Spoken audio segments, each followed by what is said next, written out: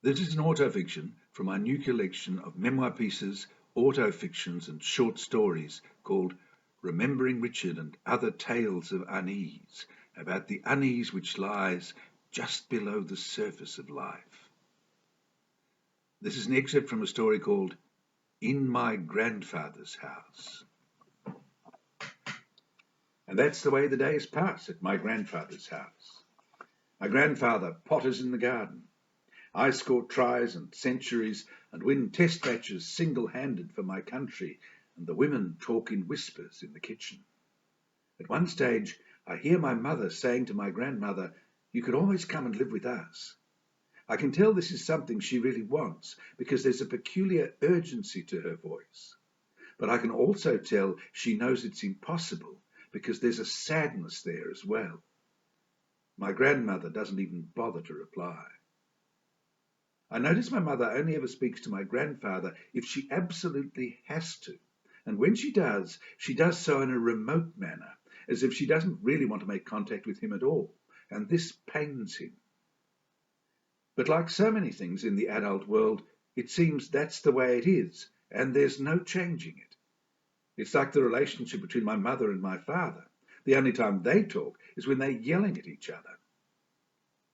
After dinner, my grandfather reads the newspaper in the living room, but he soon drops off and slumps back in his chair, face turned up towards the ceiling, mouth open, snoring, holding the newspaper loosely in his lap, with his legs stretched out in front of him and his slipper-clad feet crossed at the ankles. The women tiptoe around, trying not to wake him, and I read my book quietly in a corner. We go to bed early when we're here. The first night, I'm still trying to cope with the strangeness of sleeping with my mother in the same room. But eventually I drop off, only to be woken in the middle of the night by a sensation that the whole room is shaking. The bed moves from side to side.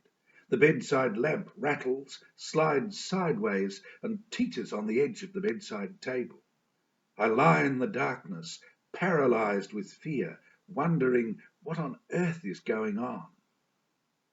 It takes some time before I can go back to sleep.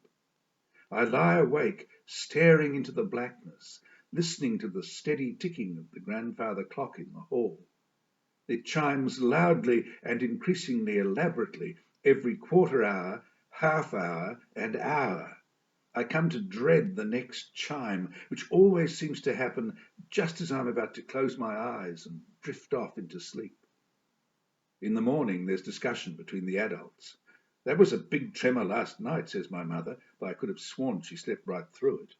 "Yes," replies my grandmother, "you get used to them after a while. I hardly notice them now." "Was there a tremor last night?" asks my grandfather. "Wait till you get a really big one," he half jokes, half threatens. "That'll shake you." I don't want to imagine it.